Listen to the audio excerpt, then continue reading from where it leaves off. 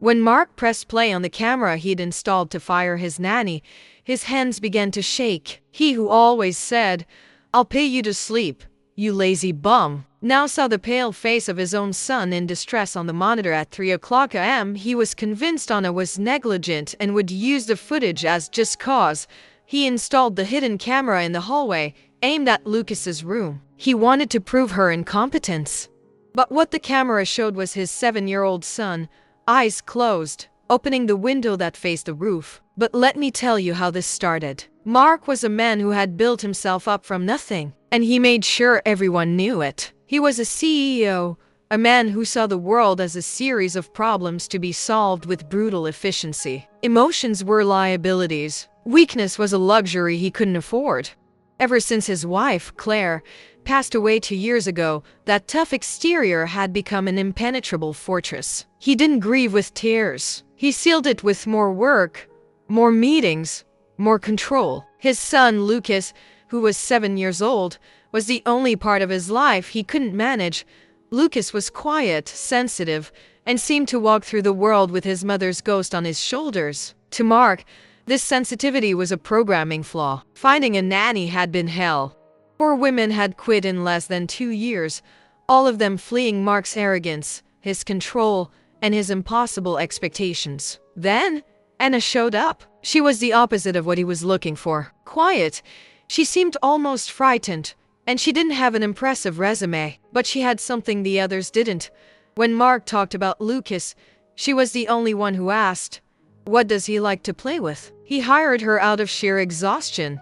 "I pay 3 times the market rate, Anna," he said in the interview, bluntly. "I'm not paying you to be my friend. I'm paying for results. My son needs routine, discipline. I demand perfection. Are we clear?" Anna just nodded, with a firmness in her gaze that he didn't notice at the time. "Understood, Mr. Mark. My focus is Lucas." For the first few months, a strange peace settled over the house. Lucas seemed lighter. Mark even heard his son laugh, a real laugh, for the first time in months. But Mark didn't see the cause. He only saw the symptoms. And the symptom that caught his attention most wasn't her success with Lucas. It was her exhaustion. If this story is already making you furious, and if you believe the truth always finds a way to come out, hit that like button and subscribe to the channel, because what this camera showed will leave you in shock. Mark would get home at 8 at night, the knot of his tie loosened, ready to find fault. And Anna always looked like she was dragging herself. Her dark circles were deep purple. She'd yawn while giving him the daily report. "Tough day, Anna?" he'd ask, sarcasm dripping from every word. "Did Lucas give you a hard time? Run around a lot? Wear you out?" She always gave the same answer, her voice low. "No, Mr. Mark. He was great. I'm just a little tired." "Tired?" he'd repeat, as if the word were an insult. He'd gesture at the immaculate house. "You spent all day in my climate-controlled house, with prepared food, watching cartoons. I spent all day in board meetings deciding the future of 500 employees. That is tired. What do you do all day to be so worn out?" He didn't wait for an answer. To him, her exhaustion was a certificate of incompetence, laziness, neglect. He started looking for proof. The first sign he completely twisted came 3 months ago. Anna waited for him in the kitchen, wringing a dish towel between her hands. It was the first time she had asked for anything for herself. "Mr. Mark, I know it's a bother, but could I ask for something?" He sighed, checking emails on his phone. "Depends. What is it? Could you buy an extra single mattress? One of those thin foam ones?" Mark looked up from his phone, incredulous. "A mattress? What for?" "The room I gave you has a standard king-size bed from a 5-star hotel. The guest room has a queen. Why do you want another mattress?" Anna clearly got nervous. She looked down at her feet. "It's just, I have a bad back, and I like to sleep closer to the floor, you know? It's better for my spine. I thought I'd put it in a corner of the guest room too." To switch things up, the excuse was so flimsy, so pathetic, that Mark almost laughed. "Better for your back? Sleeping on the floor? What nonsense." But whatever. He didn't like strange requests. They meant a lack of standards. He opened the Amazon app right there. "Here, the cheapest one. Density 28 foam. It'll be here tomorrow. Don't ask me for any more weird things." "Thank you, sir. Thank you so much." He watched her leave the kitchen and thought, she's definitely going to make a bed in the living room to watch TV all night. Lazy. If he had known what he was about to discover, if he had known where that mattress would actually be used, he would have dropped to his knees and begged for forgiveness right then and there. From that day on, Mark's obsession with proving Anna's incompetence only grew. The exhaustion was Exhibit A. The mattress was Exhibit B, that she was weird. Then came Exhibit C, Lucas's bedroom door. Mark had a sacred routine. 8:55 at night, he'd go upstairs. 9 at night, he'd put Lucas to bed. He'd read exactly one short story. Give his son a dry kiss on the forehead. Sleep well. No drama. And he'd close the door. He liked the sound of the click. Door closed. Child managed. But every morning, at 6 in the morning, when he'd go out for his run, Lucas's bedroom door would be ajar. A crack of about 8 inches. It made him furious. He confronted Anna that same week. Why do you open his bedroom door? Anna, who was preparing Lucas's breakfast, stopped. Excuse me. The door. I close it. You open it. Why? Does he wake up at night? Sometimes, she said carefully. I just like to leave it open a crack. To hear him better. In case he needs me. Mark scoffed. Hear him? You have $1,000 baby monitor with video and audio. You don't need to open the door. You do it because you're lazy. You want to hear him scream so you don't have to look at the monitor. Leave the door closed. That's the rule. But Mr. Mark, it's safer if it's the rule, Anna. Closed. Yes, sir.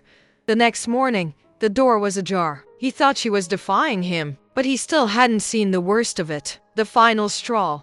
The moment that made Mark's blood boil and his decision to fire her become a certainty happened on a Tuesday. He got home early. It was 6 in the evening. A strange silence in the house. He called out, Anna? Lucas? We're in the playroom, Mr. Mark. Anna yelled from downstairs. He went up to the second floor, taking off his jacket. He walked toward his office at the end of the hall. And that's when he saw it. The window. His house was modern, with a wide hallway on the second floor. And in that hallway, there was a large double-sash window that opened inwards. Outside, there was a small, flat part of the garage roof. It wasn't a balcony. It was just roof. An obvious danger. The window wasn't just unlocked. One of the sashes was wide open. A cold evening wind was making the curtain sway. Mark felt his stomach turn over. The chill wasn't from the cold. It was pure panic. Lucas was small, curious. He could wake up at night, wander over, climb out. The fall would be 15 feet straight down onto the concrete driveway. The rage that rose in Mark's throat was volcanic. He didn't think. He didn't rationalize. He just felt the terror morph into fury. He stormed down the stairs, taking them 2 at a time, his face red, his jacket still clutched in his hand. Anna! The shout echoed through the house. Anna and Lucas ran to the entryway, their eyes wide. Lucas was holding a Spider-Man action figure. Are you trying to kill my son? Mark's voice was thunder. Lucas instantly started to cry, a scared, silent sob. Anna went as white as a sheet. WH what, sir? What are you talking about? The window, he roared, throwing his jacket on the floor. The roof window. The window in the second floor hallway. It was open. Wide open. Anna put her hand to her mouth. No, that's impossible. I locked it. I locked it this morning. I swear, mister. Mark, I check it 3 times a day. Liar, he bellowed, pointing his finger in her face. You're lying. You are negligent. You are irresponsible. You spend all day dragging yourself around the house, sleeping in corners, and you forget the one thing, the only thing, that matters. My son's safety. Mr. Mark, please. I don't know how she tried to speak, tears welling in her eyes. I don't want to hear it. He cut her off savagely. I don't want to hear your pathetic excuses. You're too busy on your phone, or with your ridiculous little mattress, and you forget an open window. He bent down and scooped up Lucas, who was crying, into his arms. You're on notice, Anna. If anything at all, happens to Lucas, it's your fault. And I will make sure you never work another day in your life. I will sue you for negligence. Do you understand me? Anna said nothing else. Tears streamed down her face. She just looked at him, hugging herself, and nodded. But her look, it wasn't guilt. It was defeat. It was something he didn't understand. And that only made him angrier. And that's when it all clicked. In his mind, she had confessed. That night, he made his decision. He wasn't going to wait for something to happen. He was going to act. He was going to fire her. But he wasn't just going to fire her. He was going to destroy her. He needed final, irrefutable proof that she was negligent at night. Proof to take to a judge if necessary. He had no idea what was coming. The next morning, he bought the most expensive spy camera he could find. One that looked like a smoke detector with night vision and a motion sensor. He installed it himself on Monday night after Anna and Lucas had gone to sleep. He placed it on the ceiling of the second-floor hallway. The position was strategic, a perfect top-down view. It captured Lucas's bedroom door, Anna's bedroom door, the guest room door, and most importantly, the damned window to the roof. He activated the camera from his phone. He felt a pang of satisfaction. Tomorrow morning, Anna, your game is over. He went to sleep with the peace of a man who believes he's serving justice. Tuesday, 7:30 in the morning. Mark woke up before his alarm. He felt the adrenaline of the hunt. He went straight to his office, didn't even brush his teeth. He grabbed a cup of strong coffee. He sat down in his leather chair. He opened his laptop. His face was illuminated by the blue light of the screen, a cynical smirk at the corner of his mouth. He opened the camera's app. There it was. The entire night's recording, segmented by motion. He saw on the kitchen camera that Anna was already downstairs, preparing Lucas's breakfast. She looked like a ghost. Her dark circles were so deep they looked like bruises. She leaned against the counter, her eyes closed for just a second. Pathetic, Mark muttered. Let's see what party you were having on your phone last night.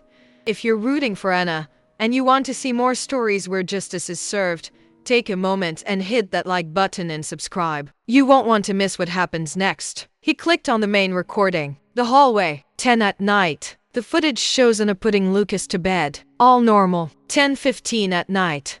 Anna goes into her own room. 11:03 at night. The guest room door opens. Mark leaned in. Oh ho, what do we have here? Anna came out, dragging the foam mattress. Ah, Mark whispered, off to the living room TV. But she didn't go toward the stairs. He watched, confused, as Anna threw the mattress onto the hallway floor, exactly in the space between Lucas's bedroom door and the roof window. She grabbed a pillow and a blanket, and she lay down on the floor. Mark frowned.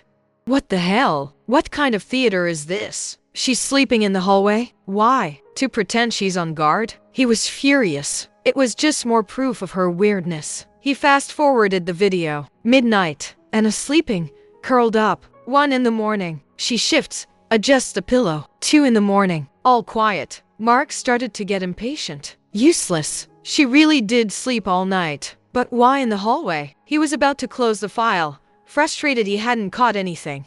He wanted her on her phone.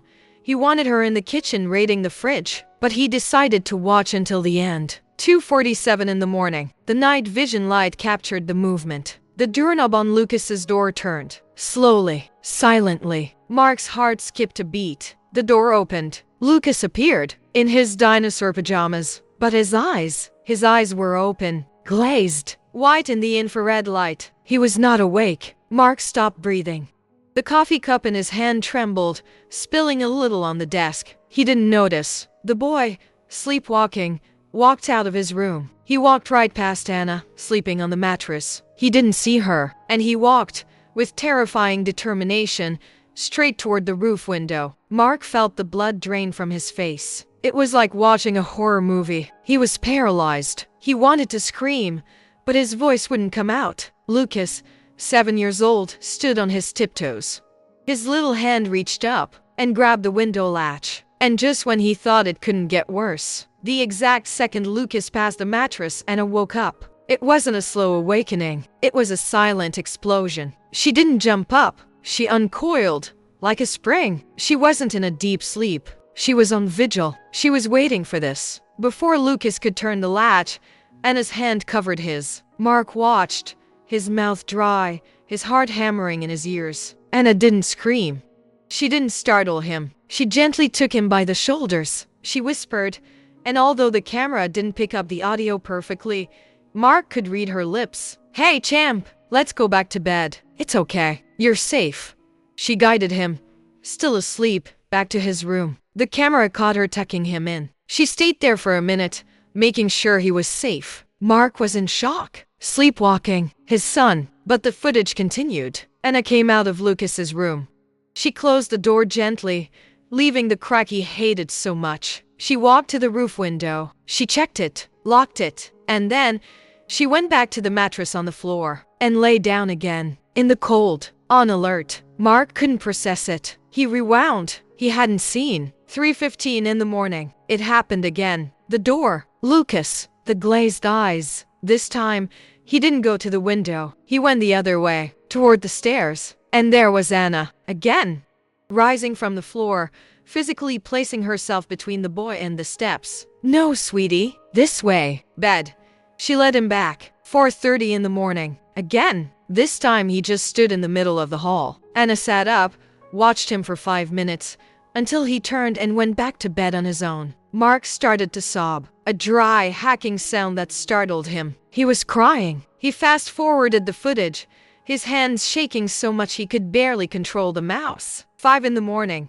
6. At 6:30, Anna sat up. She rubbed her face. In the night vision, she looked like a defeated soldier. She stretched, and Mark could practically feel the ache in her back. She put the mattress away in the guest room, went to her own room. 10 minutes later, she came out, showered, in her clean uniform, ready to go downstairs and make breakfast, ready to be called lazy. The truth hit Mark like a ton of bricks. The mattress, the bad back, it was all a lie. A lie to protect him, to protect Lucas. The dark circles, the exhaustion. It wasn't laziness. It was 3, 4, 5 sleep interruptions every single night. The door being open, the door he ordered her to close. It was so she could hear him, so she could be faster. The unlocked window, the window he had humiliated her for, the window he had practically called her a murderer for. It wasn't her, it was Lucas. And Anna was the only one who knew, the only one stopping him from falling off the roof, the only one locking the window again. He hadn't just accused her of negligence. He had accused her of being the silent hero who prevented the tragedy that he, the father, the arrogant CEO, didn't even know was happening. He had accused her of being the only thing standing between his son and death. And when he found out, it was too late. Too late to take back the cruelty. Mark closed the laptop. The click was deafening in the silence of the office. The coffee was cold, untouched. He stood up, but his legs buckled. He had to brace himself on the desk. The shame was physical. It was burning. It felt like acid in his stomach. He walked down the stairs, not like a CEO, but like a criminal. Anna was in the kitchen. Lucas was at the table, eating cereal, laughing at a funny face she was making. He looked happy, safe. When Anna saw Mark standing in the kitchen doorway, her smile died. She tensed up. She wiped her hands on her apron. She glanced at her purse, hanging by the door. She was ready to be fired. "Anna," Mark began. His voice cracked. It was a hoarse whisper. She cut him off, her voice low but firm. She wasn't going to let him humiliate her in front of Lucas. "Mr. Mark, I know what you're going to say. I've already been looking for another place. I just need a few days and—" "No," he said, his voice thick with emotion, holding up his hand. "You don't know." He walked to the table. Lucas looked at him, confused. "Daddy, are you crying?" Mark ignored him. He was looking only at Anna. He turned the laptop to face her, and he hit play on the recording from 2:47 in the morning. Anna watched the footage of herself. She saw Lucas walk to the window. She saw herself rise from the floor. She saw herself save him. Her eyes filled with tears. But she didn't cry from sadness. She cried with relief. She looked up at Mark. You saw." Mark collapsed into the chair next to Lucas. The arrogance, the control, the CEO armor, it all dissolved. All that was left was a broken, ashamed man. "Anna, why?" he whispered. "For God's sake, why didn't you tell me?" And that's when Anna, the quiet, shy, lazy nanny, delivered the justice, the validation she deserved. She looked him straight in the eye. The shyness was gone. "Tell you what, Mr. Mark, that your son is a sleepwalker, that he tries to jump out the second-floor window. I tried." Mark's face crumpled. "I tried. 2 months ago. I told you he was very restless at night. You said it was a lack of a firm hand." She took a deep breath, her voice gaining strength. "I told you 3 weeks ago, that I found him near the stairs in the middle of the night. You said I was making excuses for being tired. You laughed at me." She pointed at the laptop screen. "You don't listen, mister. Mark, you only accuse. I knew if I told you your son is a sleepwalker and almost fell off the roof, you wouldn't believe me. You'd fire me for being dramatic or hysterical. My job was to protect Lucas, even if that meant protecting him from your own ignorance. I have been sleeping on that mattress in the hallway for 3 months, so he doesn't fall out that window. And yesterday, you called me irresponsible. You threatened me." Mark had nothing to say. He just bowed his head and wept. Real tears. For the first time since Claire died. "I'm sorry," he sobbed. "Anna, I'm so sorry. Please, today I know. I learned that arrogance makes you blind." That was the end of Mark, the arrogant CEO, and the beginning of a father. He begged for forgiveness, not just from Anna, but from Lucas, for being so blind. That very same day, he had a company install safety guards on all the second-floor windows and gates at the top of the stairs. He took Lucas to the best sleep specialist in the state. He offered Anna triple her salary, the master guest suite, a car. Anna refused a room in the car, but she accepted the tripled salary, and she accepted his apology on one condition: trust, respect. "You will listen to me, or I'll walk out that same instant." Mark nodded, tears in his eyes. He learned, the hard way, that arrogance makes you blind, and that the proof you're looking for to destroy someone is sometimes the only thing that saves you from yourself. This is a story about the silent dedication that no one sees. It's about being judged by appearances while fighting a battle no one else knows about. If you were moved by Anna's dedication and believe that respect is the foundation of everything, please hit that like button and subscribe for more stories of justice just like this. Now, I want to open up the conversation to you.